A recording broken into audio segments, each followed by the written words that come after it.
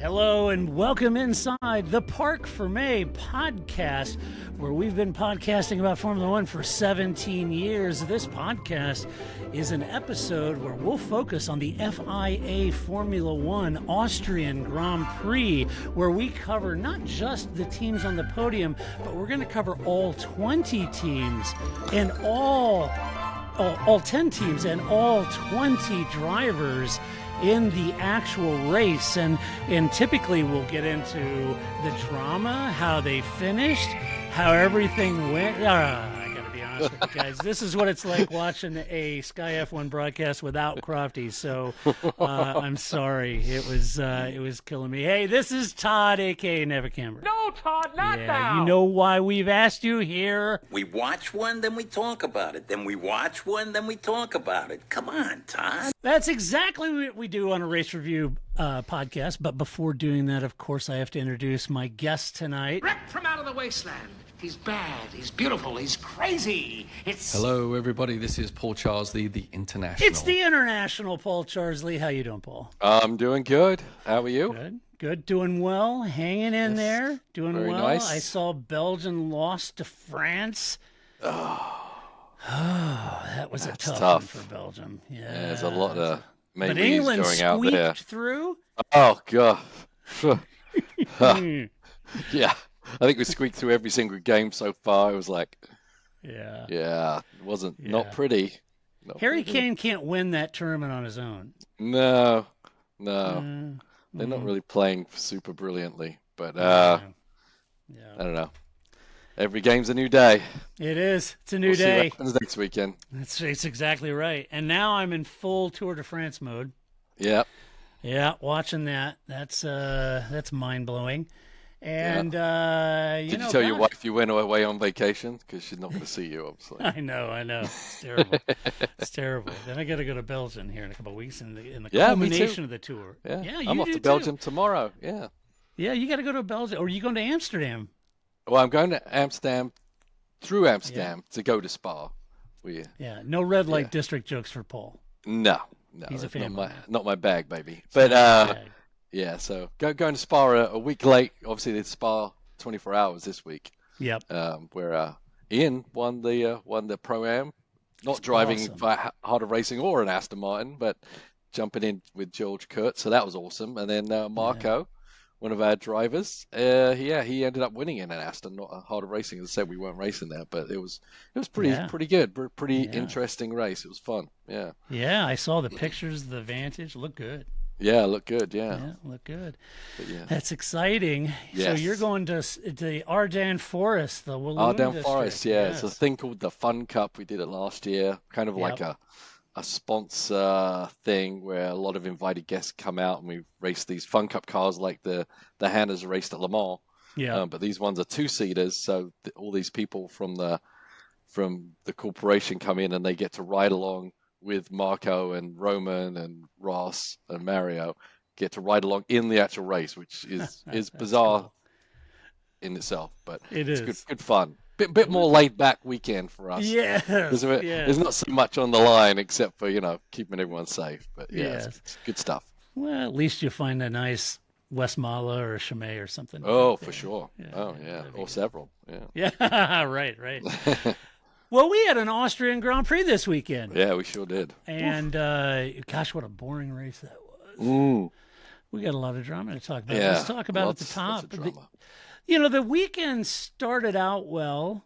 It's a tough track. We've talked about this numerous times in the past. It's one of those tracks that an F1 car only really recognizes, 6 or 7 corners. Yeah. And that makes each of those corners absolutely critical, as you've pointed out in past podcasts about Austria, is that you think, it's not very long. It's a minute and change lap. There's only 6 or 7 real corners an F1 car recognizes, and it should be really easy, but it's actually a deceptively difficult track. Right. Yeah, it just compounds how important each corner is, right? It's triple as important to get that one corner right, for sure. Yeah, exactly. And then we had it was a sprint weekend, so the sprint was won by Max after a bit of a tussle with Lando, and it made me wonder at that time if over a race distance, with tire dag, everything else that's going on, if we might not have a race on our hands. And I was interviewed on TalkSport on Saturday night, and that's what I said. I said, they were saying it looks like Max has got it well in hand. He's qualified. He's in a different league. And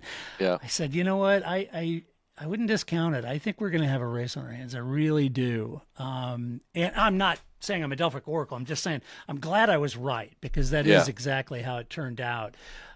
Lots of strategy playing out here, Paul. Tire strategy, when to box, and a track this short, Paul. It's difficult to know when to box, because you're always going to deposit your driver right back out in a DRS train or a bunch of traffic. And how do you get those gaps? And I mean, it's it definitely takes an abacus to figure it out. Yeah, absolutely. Yeah, a lot. Obviously, Formula One have a lot of people monitoring everything, but it's critical within a second. How you get out of the pits, how you come in, you're in, out laps are also super critical, right? Yeah, for sure. And that kind of gets and plays into the Lando and Max incident. We'll get into that in a minute. Let's start at the top, sharp end of the grid, though. We'll start with Mercedes. He had Lewis Hamilton, a P4, George Russell. Before we start that, go ahead. Before we get into all the other stuff, what did you think of the track limits? Approach. Yeah, because I thought it was great. Yeah.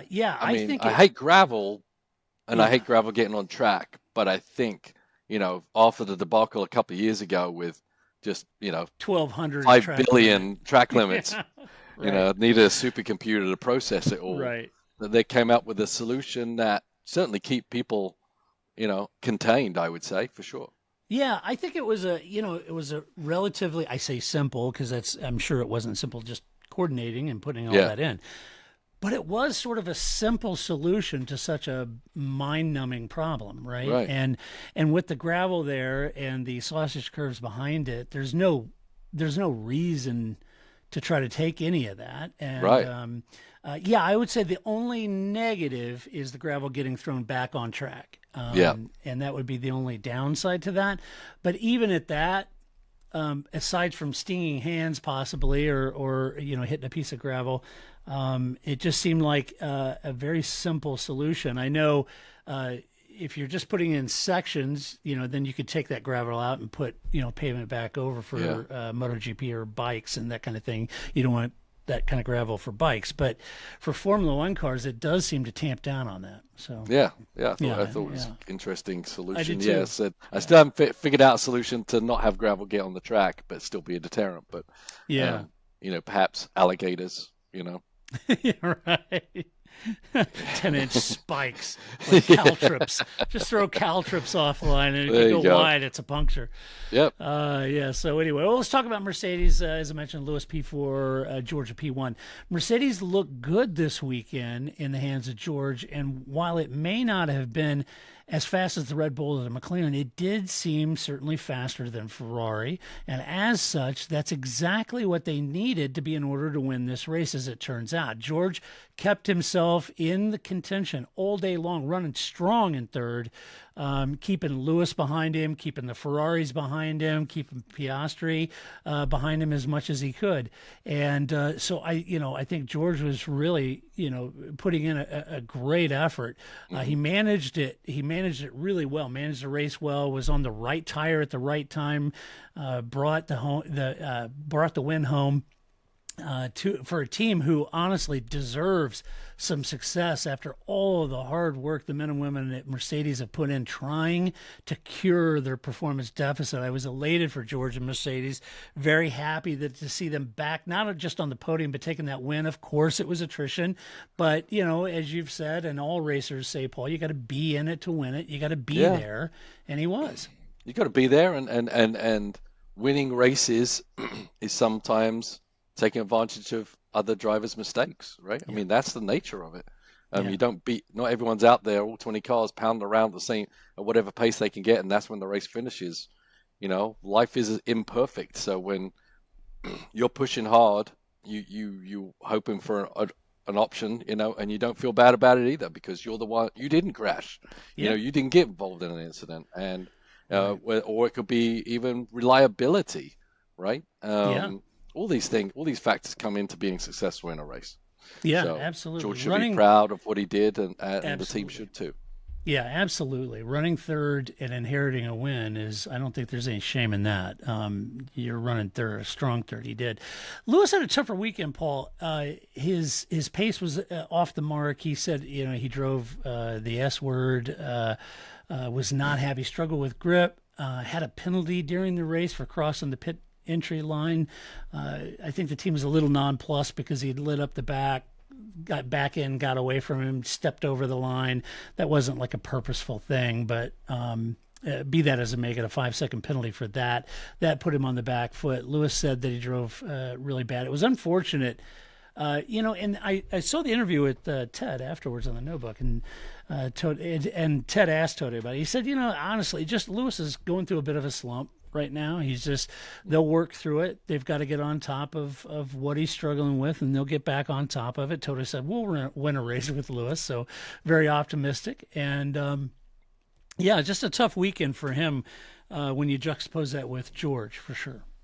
Yeah, no, it's taking some adjustment, seeing that side of things, but we all know, the George is classified as the number one at this point because Lewis is on the outs. Yep.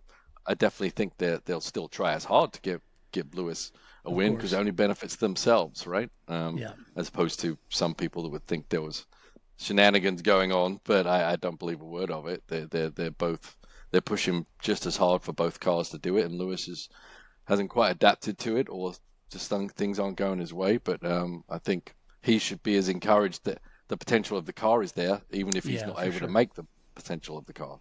Yeah, no, it's a good point. And I think, I think there's a lot of encouragement the whole team can take on that and finding that performance gain with what they've done over the last 3-4 races and their ability to get, it's moved them clearly ahead of Ferrari in the last few races. So I think Mercedes has a lot to crow about. I mean, Toto wants a win. He wants to get back in the top set. I get all that. I understand. But, it's incremental in Formula One. You got to take those steps, and they're doing it right. Yep, it's not easy. If it was, everyone would be getting there. Everybody would be doing it. Yep. Let's talk about McLaren, Lando Norris, DNF, Oscar Piastri in a P2. Look, don't get down on me, folks. I'm wearing my papaya, and you can't see the back of my shirt, but it's number 4. It's a Lando. Oh, look at McLaren. you. I'm wearing my Lando shirt here. Now we know how this podcast is going to go. Jeez, you talk about press bias. Yeah, exactly. My goodness. I got my Lando shirt on. Max is going down on this. Yeah, I got my 33 underwear on, but I'm not going to show that on camera. Right. Oh, boy. So Lando had a good race going in P2, and when Max boxed and had that slow stop, it effectively erased the 6 or 7 second lead that Max had. And this left him clearly in the clutches of Lando. This put the cat amongst the pigeons. And when Lando came out, he was on new mediums. Max only had a set of scrubbed. So they came out. There was certainly a pace deficit. Max very upset with the pit stop, what happened, the strategy. They left him out long. We'll get into that when we get to Red Bull. But suffice to say, Lando tried a couple times to get past Max, closed in, got into DRS, tried a couple times.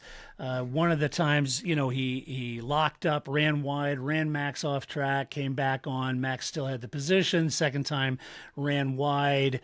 Then came back on, had to cede that position anyway to Max to get back on in the running order they should have been.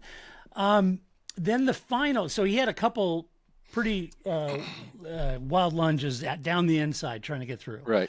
Lando was complaining that Max was moving under braking, and then the final lunge he sort of made on the outside. And that was met with a defensive Max. He was going to, make that a wider turn. Squeezed him wide. The two touched. Max took a lot of incoming on social media about that, including some of the pundits in the paddock. Oh, this is Max v 1.0 instead of the new and improved Max 2.0. And he took a lot of heat. Lando saying that if he doesn't admit that was his fault, he'll lose a lot of respect for him, and they're buddies. And so, with Max saying, I don't know, I have to go back and look at it, but I felt like he had plenty of room out there. And so he took a lot of incoming. I think, in my opinion, Paul, and then we'll get your opinion. In my opinion, I think both drivers were pretty much at fault. Both drivers were not going to yield. That wasn't going to happen from Lando's perspective or Max's perspective. And when Lando, I go back and I think just a week ago, folks, do you guys remember the start? Lando pushed Max into the grass. Nobody said anything back then. Nobody had an issue with that. That's aggressive in my book. Now, at the time, Paul and I talked about it. It's aggressive, a la Schumacher era, right? Mm-hmm. But there was nobody screaming bloody murder when Lando pressed Max into the grass, right?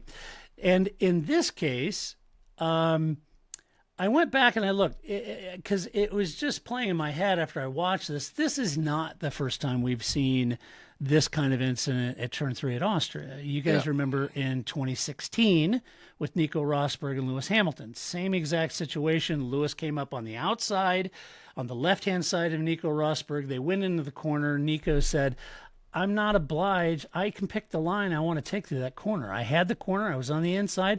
Yep. And they said, well, you were taking a wildly different line than last lap. I can take whatever line I want into a corner. You know, I had the corner. I went in, and they said, well, you were never going to break it. You just drove him right off the track. He said, no. When Lewis turned in, it shocked me. I had no idea he would turn in on me like that. And when his car hit mine, then I lost traction, and we both went out wide. And it ended Nico's race, and at the time, they gave him a 10-second penalty. It didn't matter, and Lewis went on to win the race. But I also thought it was interesting that at the time, Johnny Herbert was on Sky Sports commentary team, and when they asked him about it, he said, it's just racing, right? Mm-hmm. But Johnny was this guest steward at this race this weekend and felt like it was a 10-second penalty. So then you go back and you think that was 2016. You go back to 2020, remember, with Lewis and Alex Albon. Alex passed on the outside, was ahead of Lewis. Different turn, mind you, but yeah. Different turn. Lewis ran him wide. They touched. Lewis touched Alex. Alex ran out of room. He just kind of held station. They touched and sent Alex off. He was at Red Bull at the time. You think of in the past with Sebastian Vettel, driving people wide, same turn at turn 3, driving Lewis wide. And someone drove wide. Piastri wide. I think it was Perez, but I can't honestly tell you. They sent him wide too, with no penalty. No penalty, right. So, you know, I understand in the heat of the moment, if you're a Lando fan, I got Lando's shirt on, I understand it, but this happens quite a bit here. Mm-hmm. And in my mind, Paul, I think there's a difference in what we're looking at. We're seeing a much more sober, serious Lando. Why? Because his racecraft is there. He's awesome, right? Mm-hmm. And he happens to be in a car now that can potentially win. That changes attitudes pretty darn quickly. Right. It's not fun, jokey time. It's serious. I'm just happy to be on the podium here, folks. Right. He is out for the win. Yeah. Lando is very much like Max, like Lewis, like Vettel, like Schumacher, like any champion. They will not yield. He's not going to cede easily, and just like Max did with Lewis, or Lewis did with Fernando, or Schumacher did with Senna, and then Mika Hakkinen, like Senna did with Prost. You've got to come in, and I think Lando threw down a marker this weekend and said, you're not going to pull this crap on me. And at the end of the day, Lando has got to knock Max's feet off the table. And he's up against a guy that's not going to yield. So it's really setting up for a really good championship and a very interesting battle going forward between Lando and Max and potentially other drivers as well. So I felt like both of them were a little ham-fisted going into these battles. I think Lando was just diving in, trying to get around, make that happen. Max isn't the kind of guy that you really just dive in much with. And he certainly doesn't like it. He doesn't like it at all. And no. I think Max was pretty ticked off with the whole slow stop and the strategy and everything else that led him to that. So anyway, how did you see it, Paul? Yeah, I agree. No, I'm just kidding. All right, let's talk about Red Bull. Yeah, I mean, there's so many things going on here. Yeah. I mean, I know, like, early in the race, I made a note about the running off the road in turn 5, is it? Mm-hmm. That needs to stop. And I don't understand why that isn't a penalty at this point, because you're supposed to give the racing room. They're not, and if they're not in control, then that should be a penalty by everything that's in their rule book. I don't. So when they don't give those penalties, I'm really not sure what they're doing on the officiating table, right? It seems very clear to me, and I think that move right there is more egregious than anything Max or Lando did in their battle. You know, the outcome became a big casino, but what they were doing was very subtle, different things, and I think drivers, as any other athlete does at the pinnacle of their sport, they push the limits, they go beyond the limits, see what they can get away with. You know, if you're a football player, if you're a rugby player, if you're a basketball player, you're throwing elbows when people aren't looking. You're trying to get away with stuff to allow you to win because you're driven by winning. And it's up to the officiating body to control you, right? If you're not going to get away with it, if every time you do something you're going to get tossed out, then you're eventually going to stop doing it. But there's always a gray area that everyone's fighting into, right? Yeah, And you cannot blame the athlete for trying. You can blame the officiating for not catching it or for being inconsistent with who they're blame on and who are they giving penalties to.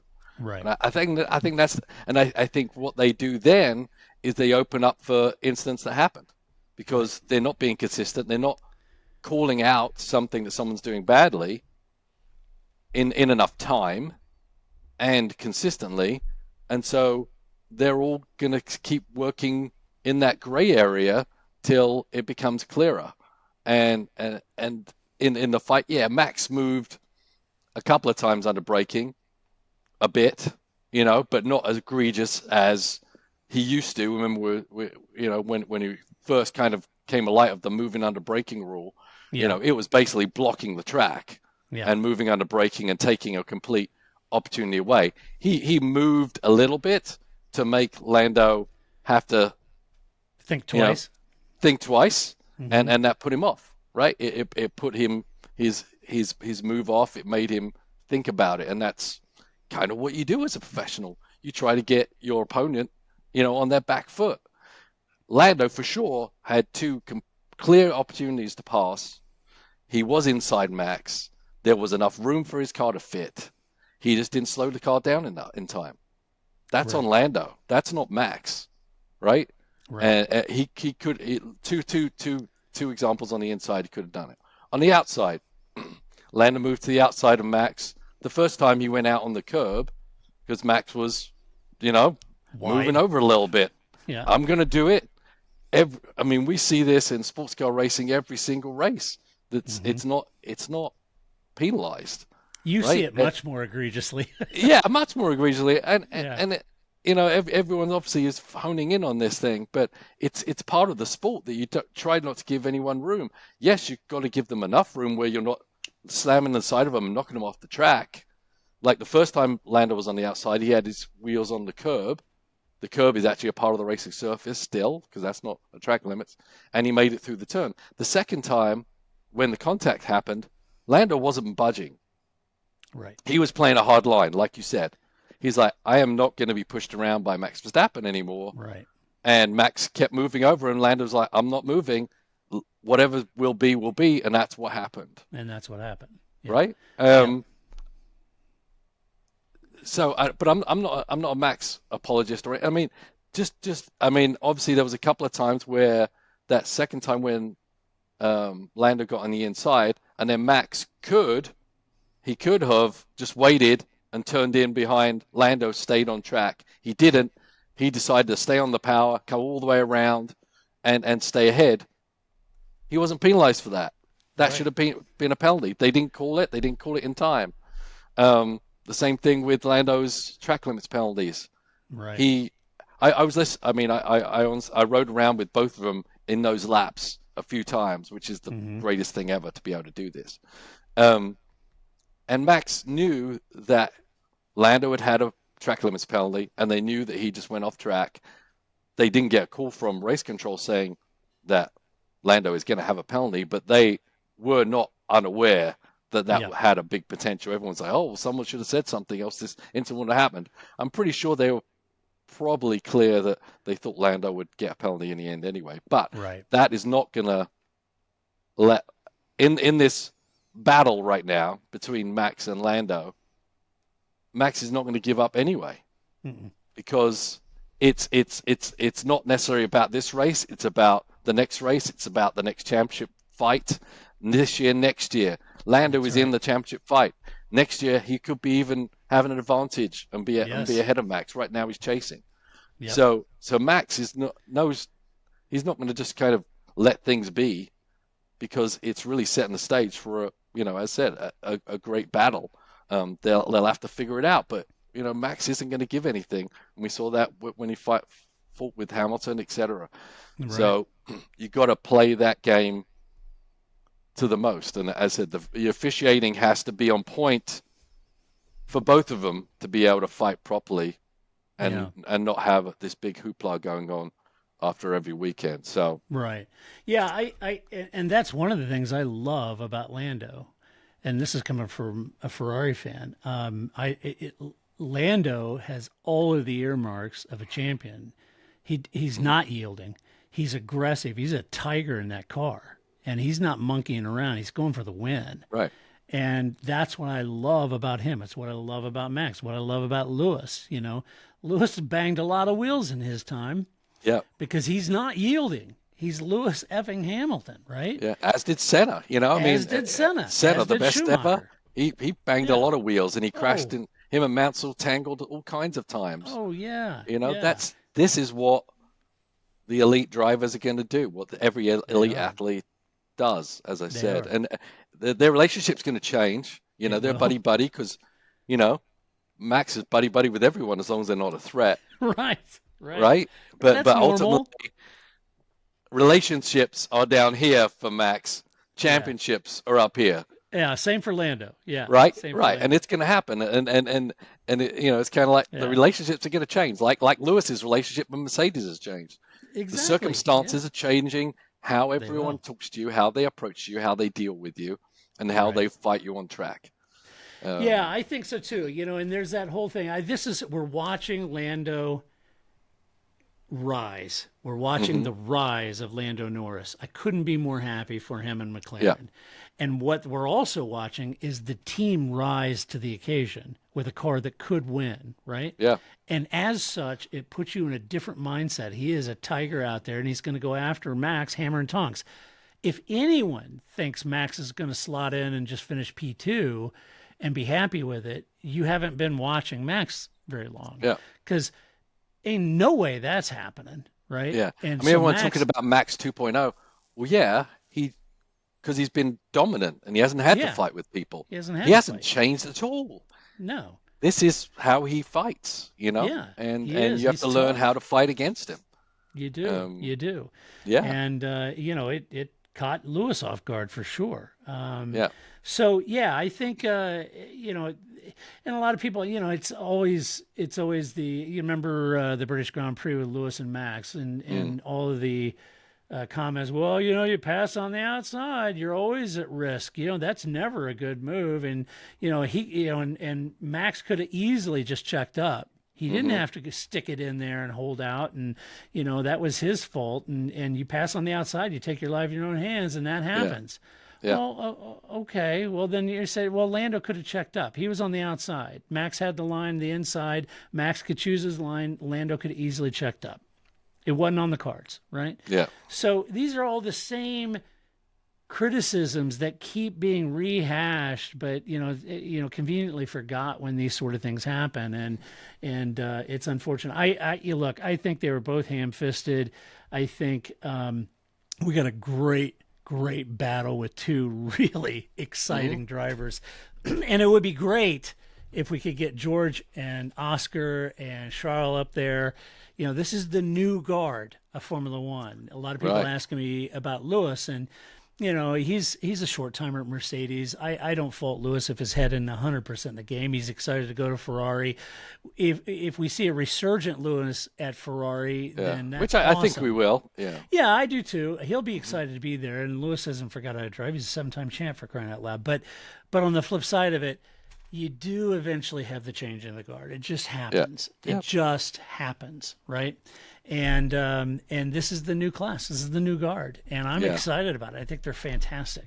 Yeah, and as I said, everyone's so angry at Max, and I don't know. It's.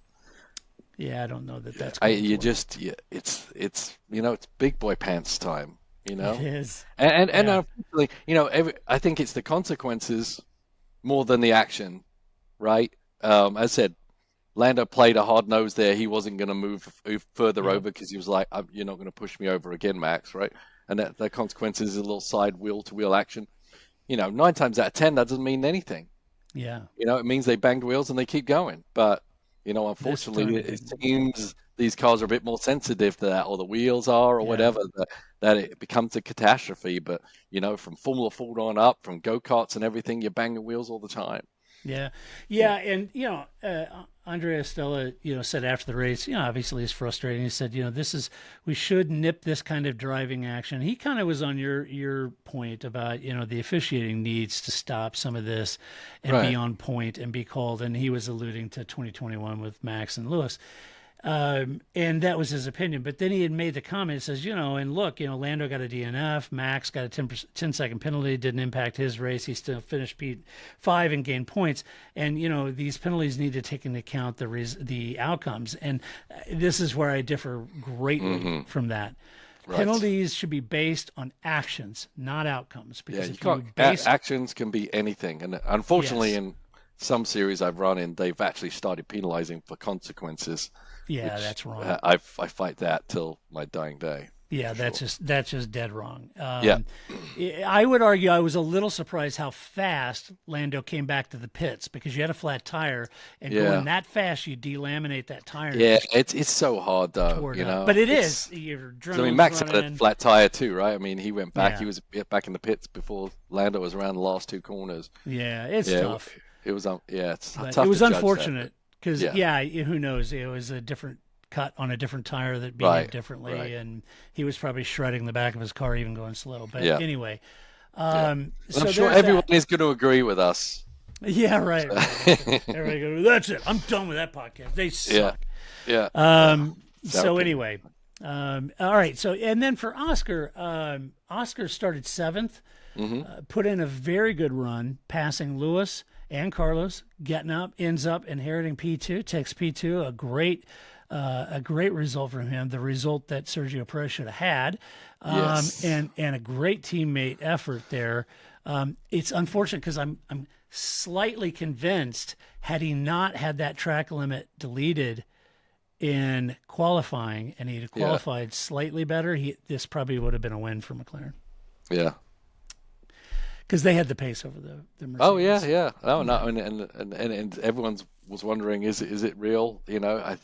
Absolutely, is it real that Red Bull are in a fight amongst at least 2 other teams right now? Which is, I said, it's going to be an awesome year. But it is, it should be a lot of fun. Yeah. Let's see. Let's talk about Ferrari, shall we? As much as it pains me, Charles Leclerc in P11, Carlos Sainz in P3. Got a podium for Carlos, a great result for him. Like George and everyone else, he inherited that position, but still a good run if you consider what Ferrari was looking like on Friday and Saturday. Right. Not a bad run. They were on the back foot all weekend, and you guys know I am a Ferrari fan. I'm a big Charles fan.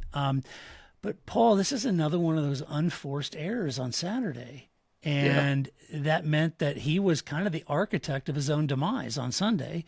He got sandwiched. He was started back, and then he got sandwiched. He got damaged the front wing. He boxed 4 times during this race, and the team were still convinced they were going to get him in the points. And they were convincing him on the radio anyway. Yeah, I'm not sure right. Else was convinced. Yeah. You're right in there, Charles. When I'm P18, but we got him right where we want him. Yeah. Pace is good. You're running 19th, and we're looking good for points, my friend. See if you can get by that Logan Sargent fella. I know. I was he was struggling with Logan. I was a little surprised that they didn't just park him and save the engine, Right. if I'm honest. Yeah. So yeah, that was just miserable. But I love Charles. I think he's awesome. Outright sheer pace, he's amazing. But Paul, I kind of feel like we're late in the game to be doing the unforced errors like that. I mean, errors can happen. I get it. That's tough, man. Yeah, I mean that separates you, right? I mean, Yeah. that's what the Lando and the Maxes aren't really doing. They're not making little errors. They're on the top of their game, and if you want to fight with them, you've got to do the same. I mean, You can't have no those. doubt Ferrari have some work to do to get that car competitive. Yeah, for sure. It's nearly there. It's just been a bit off, right? On a good day, it gets on the podium, but they looked really strong, like they might be fighting for wins. They need to get back on that train pretty quick. Yeah, I feel like they've been passed by Merck at this point, so they've got a lot of work to do. Carlos had a better race, although passed by Piastri. He ended up on the podium, which is the first podium since Monaco for Ferrari, so that was good. They kind of seemed to be going backwards since Monaco, so it was good to get back up on the podium, inherited or otherwise, but a good result for Carlos nonetheless. Yep. Let's see. Red Bull, you got Sergio Perez, P7, Max Verstappen, P5. Max had a perfect weekend going. It all went pear-shaped at the end of the race when he and Lando came together. Max was struggling on his hard compounds as the team went long, trying to find some clear air and clear track to box him. They were worried about that, probably rightfully so, but he wasn't happy with it. His tires were gone. He had a 7 seconds pit stop or advantage when he actually did box. It was a long stop on the left rear. He lost a majority of that 7-second lead. Lando had boxed at the same time. This put him squarely in the crosshairs of Lando. And that's what I like about it. If you get in Lando's crosshairs, you are in big trouble. Yeah. He's coming. Yeah. And he did. And unfortunately, unlike the first stint on those used mediums, he wasn't able to pull out and pull away with DRS and get that 7-second gap back. And then those two lunges from Lando had him running wide off track. And then Lando complained of Max's braking in defending or moving under braking. Lando was super frustrated. I think Max was super frustrated, so they're both mad of what's going on. Neither of them were going to concede anything. Once they did come together, Max made it back to the pits, put on fresh softs. It came out in P5. They gave him a 10-second penalty. It didn't matter. He had there was clearly 20 seconds between P5, P6, whatever it was. Yeah. So it didn't really matter in that case. But anyway, tough race for Max, and certainly tough on social media. Yeah. Obviously, we're beating that one to death, maybe. Right. But yeah, it was the last stint was interesting because not only because of the margin got shrunk because of the mistake on pit lane and then having to wait for Lando to go by before they released, so they had a double whammy on that pit lane deal. But yeah, watching the in-cars, Max was struggling on that last set because Lando had a new set, Max put on a used set, and there was a significant difference in the grip levels. I mean, Max was doing everything. He was catching a lot, the car on the front and the rear end. He wasn't able to take the line he ultimately wanted to do. And that allowed every time, even if Lando took a stab and had to take a breath, was able to close back in because ultimately the McLaren had pace over the Red Bull. Yeah. Whether he could have been more patient and wait for a better opportunity, I don't. That's all hearsay. But it's interesting to see Red Bull in that spot where they literally didn't have the fastest car on the track. Yeah. I kind of wondered, and I could be wrong on this, Paul. My gut feeling on this was that the DRS was a little too powerful here. Yeah, I mean, it's always too powerful. Any DRS is too powerful, right? Any DRS is too powerful. Right. I mean, it definitely helped Lando stay tied to the back of Max. Yeah, sure. and the reason I bring that up is I'm not making excuses for Max or anything like that. The reason I bring DRS up is because in that case, given how powerful it was, I don't know if he was struggling so much on those tires. Had he slotted into second and allowed Lando, if he'd have got that DRS back like he did in the sprint and got back around him, or was his tires just Yeah, I not don't up think for he it? had the pace Yeah. to stay with Lando, honestly. Yeah. Because even though I don't think, I hate DRS, but I don't think even with DRS, I think he would have eventually lost it because even though you have DRS, you still have a lot of fast corners where you get air wash and Yeah. you lose. And I think ultimately Max would have lost so much pace he would never got back into the DRS zone again. So Right. that's why he was Right. fighting so hard. He knew he was done for. Yeah. There was a knee. There was I didn't send you this one, but I picked up another little sound bite when where basically Max said we are effed right now, and because he knew Lando was coming and he didn't have enough to fight with him, Yeah. Yeah. So Right. Paul had the soundbite of the weekend, though. I did like it. Oh, Jesus. For those listening to the fight, who was that? Paul. that was Lando. That was Yeah. after when he was complaining for the second time about the moving in the braking zone, trying to chase Max down Right. again. Oh, Right. Jesus. So that's my new Lando soundbite. Oh, Jesus. What? How can you not love Just Lando? despair. Yeah, The you guy's he's hilarious. I love He him. is. He's great. Fun to watch. Hey, Sergio finished in P7. Here's the issue with me, Paul. When Max has trouble, Red Bull needed Sergio to take the win.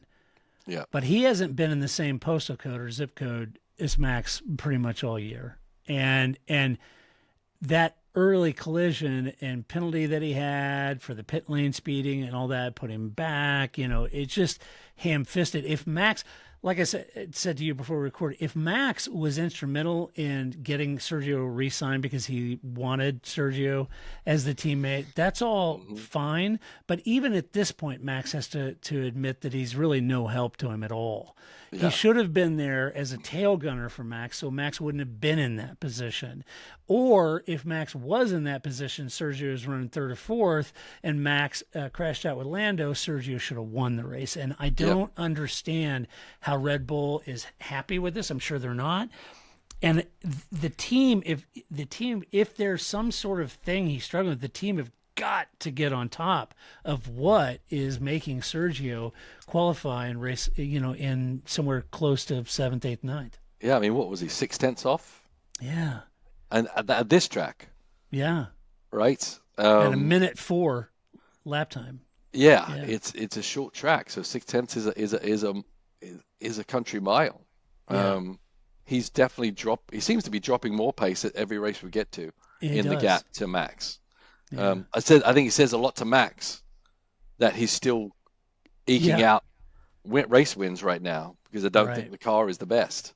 Yeah. But the combination of Max and an okay Red Bull is still enough to win races. But Sergio is not capable. I think they jumped the gun too quick. I mean, appease Max all you like, but you're going to lose the Constructors' Championship because of your driver choice. Yeah, it's And one thing. It's one thing keeping Max happy for the drivers' championship, but Christian's in this for the team championship. But I think it still has a lot to do with all that turmoil in the team. Yeah, they don't want to do anything to let Max go, and so I think they're willing to roll the dice and appease his second driver so that Max just doesn't leave entirely. I really do. I mean, I think there's a lot going on there because it doesn't make any sense. And I think this weekend, Paul. Yeah, Yoss, he got all in the media because he was going to be in the Legends Parade, and then he heard that Christian was trying everything to keep him not in the Legends Parade. Christian was like, this isn't even our event. This is the parent company of the track. I don't know what he's talking about. All of that stuff just sucks the energy out of a team, And at this point, whether that's true or not, if I'm Red Bull, I'd tell Yoss, stay home. We don't need this, Right. And it puts Max in the middle of all this. Right, but then Max, that's his dad, right? It's so his dad, it's like, how do you do that? It's got to be very uncomfortable in that. Somebody made a comment to me, well, after Yoss's performance this weekend, maybe Max will leave him stranded at a gas station. So I don't know. Yeah, you're right. Yeah. It is. It could be a knock-on effect of everything that's going on. Yeah, that's just one. I mean, it's It doesn't make any sense to me. I mean, they cannot keep going this way. Right. The thing is, you've got Carlos Sainz out there who'd be fantastic, Oh, he'd be fantastic in that role. right? Oh. And Yeah. but yeah, I mean, it's all about appeasing Max right now, and Right. they're really on the edge of losing the I know. constructors championship just to keep Max happy. I know, it's crazy. Mm-hmm. Well, here's what I do know. Great weekend for Haas F1. Nico Hulkenberg P6, Kevin Magnussen a P8, while Kevin and Nico battled each other early on. Kevin wasn't happy with Nico passing him when they radio and said, "Hey, I got to manage these tires." He goes, "Well, did you tell Nico that?" He goes, "Yeah." And he goes, "Oh, well, F that. The guy just passed me." So Kevin wasn't taking it. Not happy, Kevin.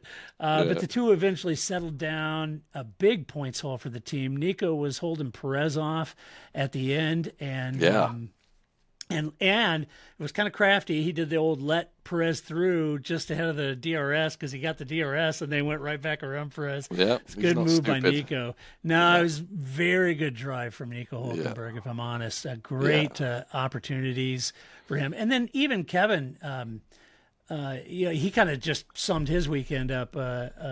Paul said had two good qualifying sessions, two good pit stops, great team strategy, a great weekend for the team. Yeah, absolutely. No, it was great to see him up there, and it wasn't wasn't a first stint wonder, were they?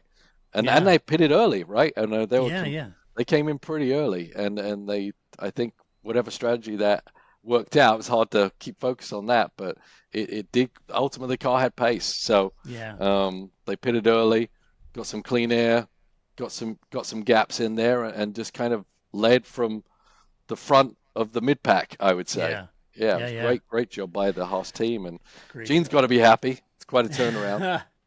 Yeah, Gene's got to have his happy pants on. Yeah, that was good. Team RB, Daniel Ricciardo P9, Yuki Tsunoda down P14.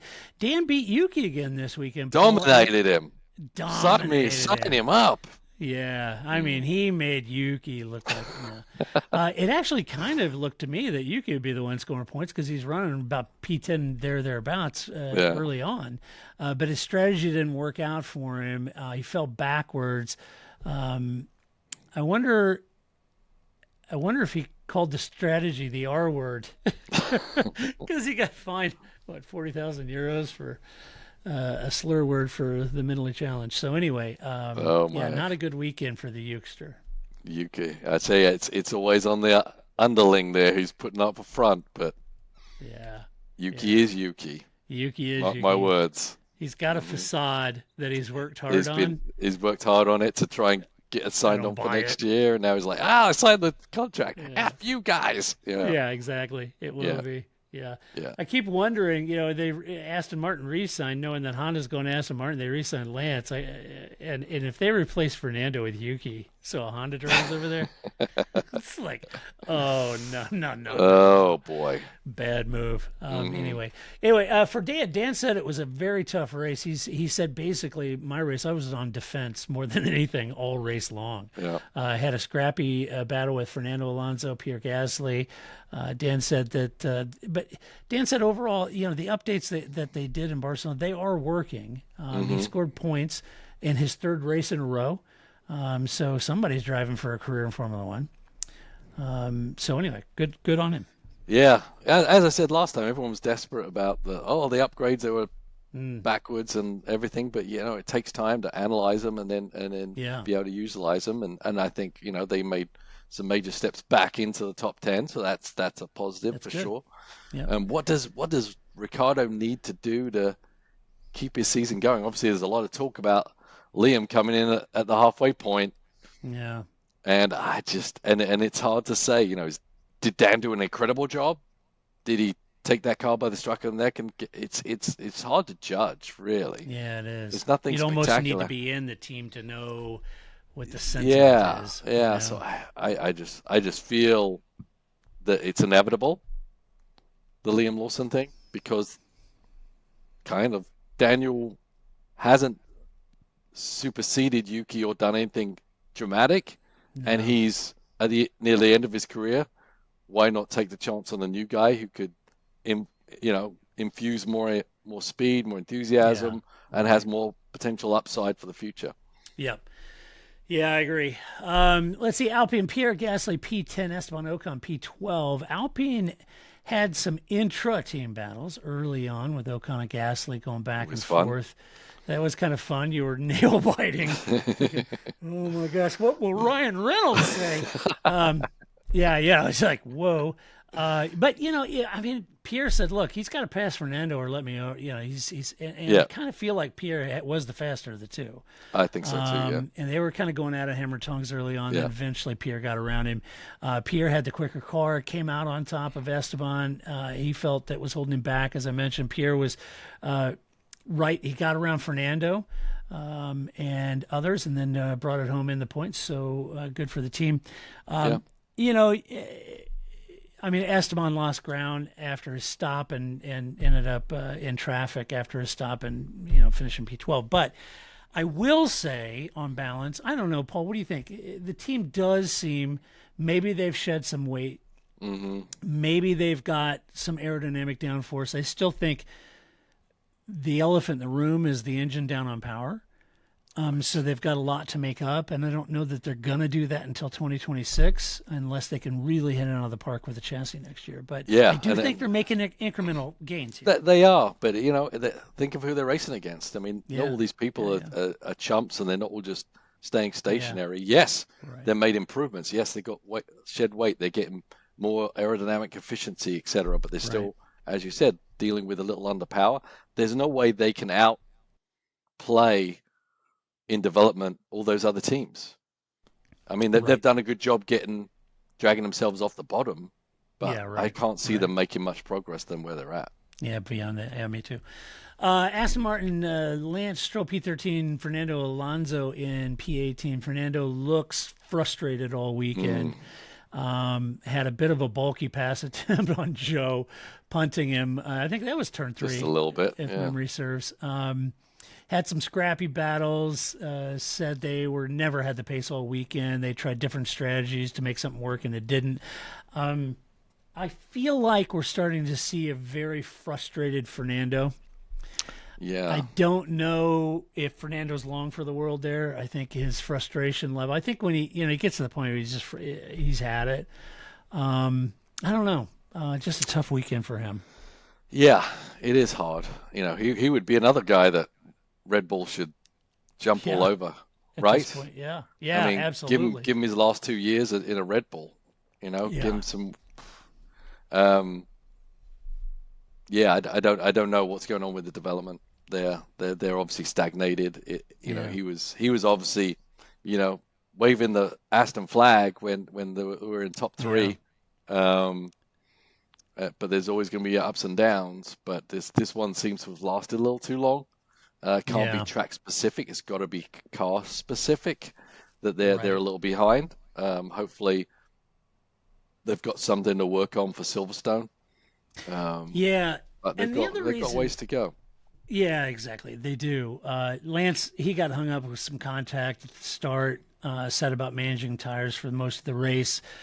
Said they were experiencing a lot of degradation, more than other teams. Lance said that the spate of races that they've gone through, they just don't favor their car. Another thing, with Fernando, you got to kind of be a person that reads into the margins with him. Yeah. After Lance's signing, the comment from Fernando, hopefully, Lance can take the leadership of this team. Yeah. That doesn't say anything about Lance, but it says a lot about Fernando to me. Yeah, for sure. I don't know if he's. I'm out. Yeah, I don't know if he's wanting to do this. I'm not responsible for this. Yeah, exactly. Maybe more. Let's see. Williams, Alex Albon, P15, Logan Sargent, and P19. Alex was not happy with their performance. Said that they should not have finished there. They're clearly faster than cars ahead of them. They were much better than that. The key point was the amount of degradation, and and I think they may have been struggling with that. But he also got a penalty for crossing the pit entry line. That didn't help Alex's cause. And really for Logan, I mean, there's not much to say, Paul. He just apologized to the team again, and that's a recurring theme these days. So Yeah, how can he make the whole season? I don't think he can. Once again, just like Sergio staying at Red Bull, I don't. Yeah. Williams cannot afford that. Yeah, I don't know that. I'd be surprised if he does. Yeah, and I wonder, who goes in there, Well, they've got, what did I see today? They've got a driver that's going to be in FP1 coming up. A name escapes me now. Anyway, but they are going to have somebody in his seat. Right. In FP1. Maybe at the British Grand Prix. And then the place where Antonelli goes? No, the name, I apologize. The name just flew out of my head. Okay. Well, we'll see it next week. Yeah, anyway, we'll see next week. For the British Grand Prix, so I got the Union Jack for them. Very well representing your homeland there, Paul. Yes. On the let's 4th of July. Lovely. Traitors. Yeah. All right. Thanks for wearing red coats. You made it easy to see you. Let's see. Kick Sauber. It's the least you guys could do. You're so polite. Yeah. Hey, don't give me merely that. a flesh wound. That's right. You guys ruled the world with your Navy, and you did it by having a cup of tea. You always took time out for a cup of tea. Well, it's always good. I had one just now before the podcast. Oh, good for you. Yeah. All right. Kick Sauber. Valtteri Bottas, P16. Speaking about easy to see. Yeah, P17.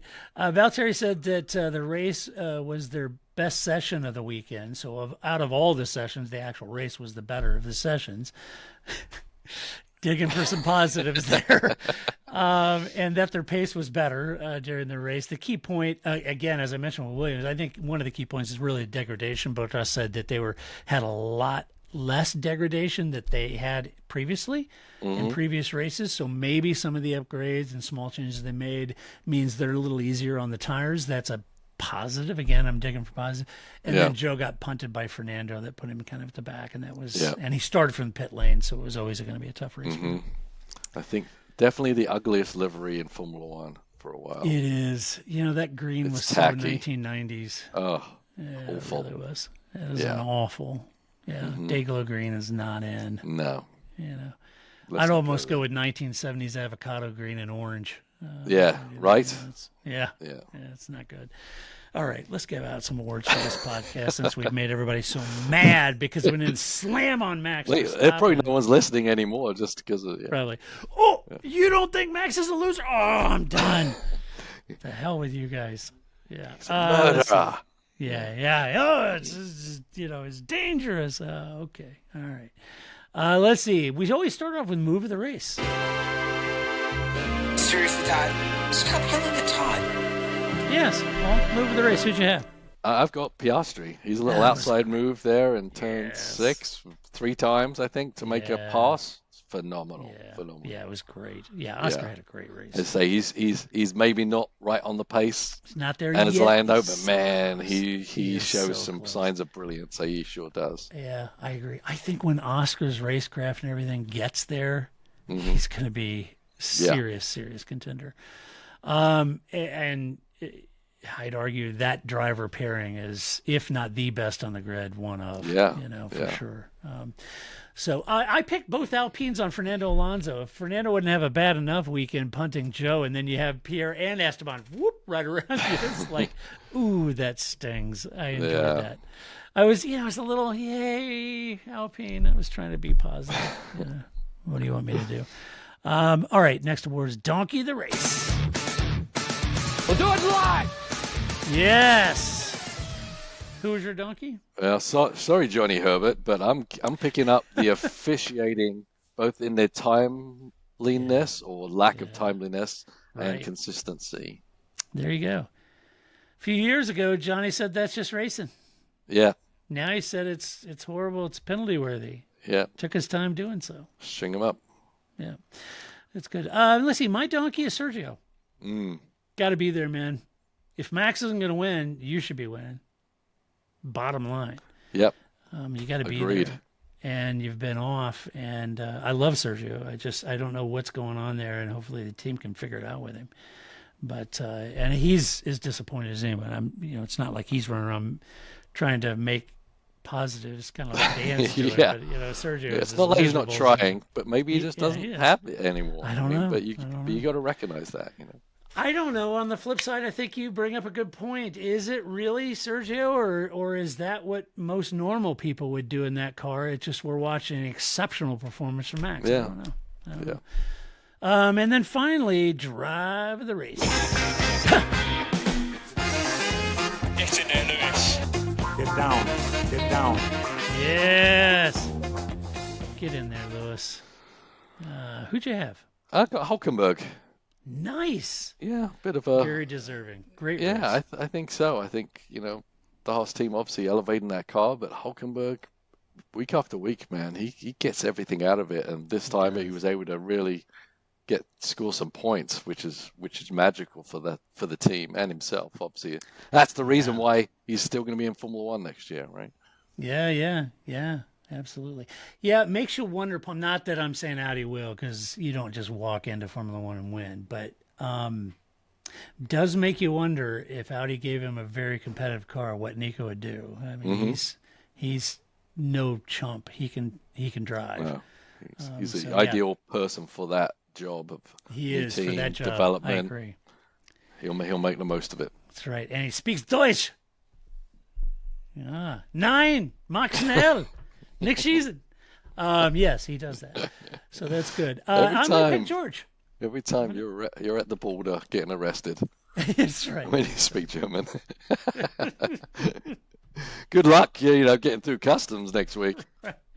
Try that. Try that in Brussels. Why are we doing Viva las the Christians? Sorry.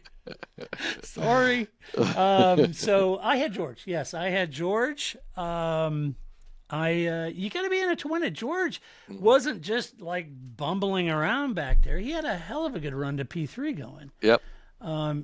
Great qualifying, put that car on there. I think he had some great moves, kept Lewis behind him, kept the Ferraris behind him, kept Oscar Piastri behind him. He had a great race going, and he wasn't doing that well on the hard. So, he still held his race together, even when that second stint, the middle stint was not great, and he still held everything together. So, yeah, very, very good race for George. He deserves that. I was elated for George. I don't know why. I'm sure he'll be very happy with the award. Yeah, I'm sure he will. I'm sure George is home doing thanks, Todd. I needed your endorsement and backing. Waiting. I appreciate the trophy, but I can't be truly elated till I know if I got driver of the day for Park for May podcast. I know, yeah. Yeah, he happens. needs my endorsement like a we hole got some in power the head. here. Yeah, that's right. Holding so anyway, all right. Well, that does it. A huge thank you to all of our Patreon supporters. We could not and would not do this podcast if it wasn't for you. Thank you so much. If you would like to be a Patreon supporter, you can go to our website on the right-hand side, down at the bottom, it says supporters. So click on that. You can do it as little as $1 a month, and it goes a long way to keeping this podcast alive. So thank you so much for doing that. Really appreciate it. And if you like the podcast, go to your favorite podcast player, leave us a good rating. We'd appreciate that. Tell a friend about the podcast. We would appreciate that as well. And if you would like to share your opinion on how wrong we are about the altercation between Lando and Max, you can go to our website, theparkformay.com. Share your opinion in the comment section of this podcast.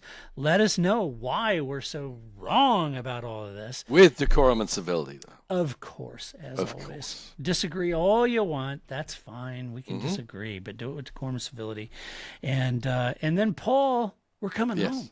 We're coming home. Yes. This weekend. The British Grand Prix, the Euros, which one are you talking about? Me flying over England to get to Spa?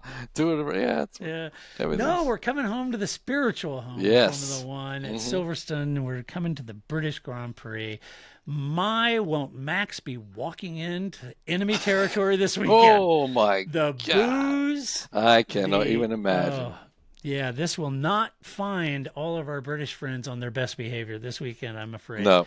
I think Max is going to get an earful. So, and Lando will absolutely be buoyed by the love and adulation of the British crowd. So, anyway, looking forward to that. And until we come back next week to cover the British Grand Prix, this is Todd, a.k.a. Negative Camera, saying so long. That's it, man. Game over, man. It's game over.